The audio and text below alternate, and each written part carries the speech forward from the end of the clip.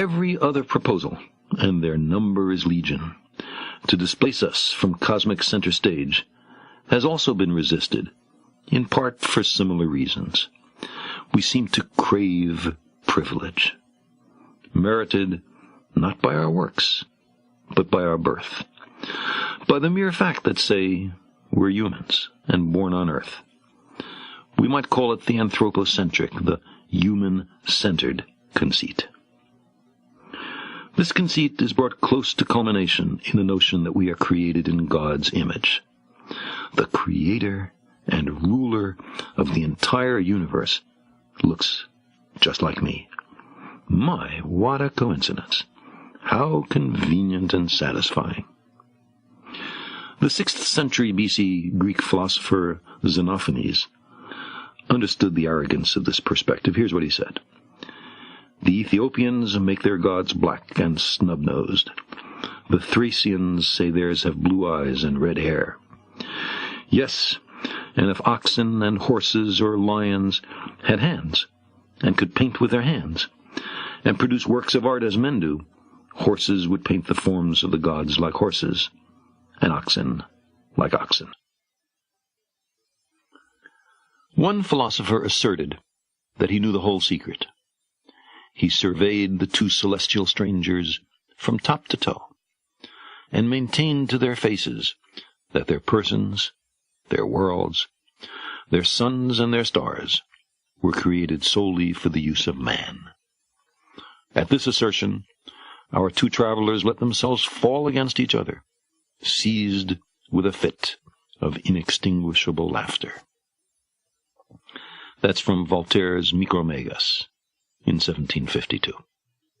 How much more satisfying had we been placed in a garden custom-made for us, its other occupants put there for us to use as we saw fit.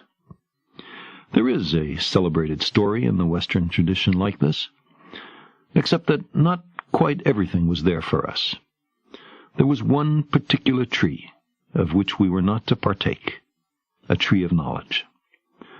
Knowledge and understanding and wisdom were forbidden to us in this story. We were to be kept ignorant. But we couldn't help ourselves. We were starving for knowledge, created hungry, you might say. This was the origin of all our troubles. In particular, it's why we no longer live in a garden. We found out too much. So long as we were incurious and obedient, I imagine, we could console ourselves with our importance and centrality, and tell ourselves that we were the reason the universe was made. As we began to indulge our curiosity, though, to explore, to learn how the universe really is, we expelled ourselves from Eden. Angels with a flaming sword were set as sentries at the gates of paradise to bar our return. The gardeners became exiles and wanderers. Occasionally we mourn that lost world, but that, it seems to me, is maudlin and sentimental.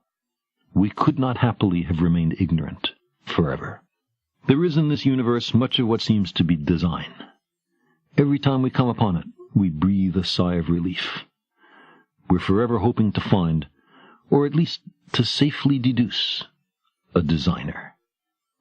But instead, we repeatedly discover that natural processes, collisional selection of worlds, say, or natural selection of gene pools, or even the convection pattern in a pot of boiling water, can extract order out of chaos and deceive us into deducing purpose where there is none.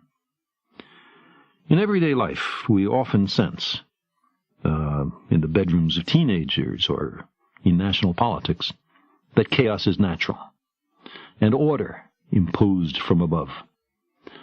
While there are deeper regularities in the universe than the simple circumstances we generally describe as orderly, all that order, simple and complex, seems to derive from laws of nature established at the Big Bang, or maybe earlier, rather than as a consequence of belated intervention by an imperfect deity.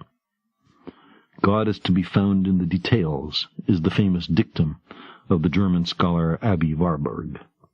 But amid much elegance and precision, The details of life in the universe also exhibit haphazard, jury-rigged arrangements, and much poor planning.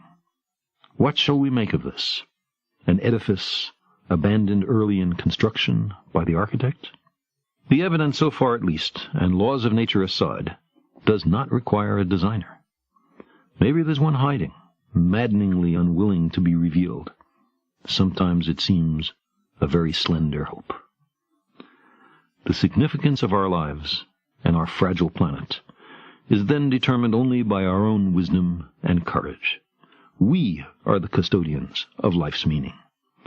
We long for a parent to care for us, to forgive us our errors, to save us from our childish mistakes.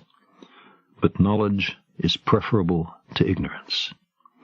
Better by far to embrace the hard truth than a reassuring fable.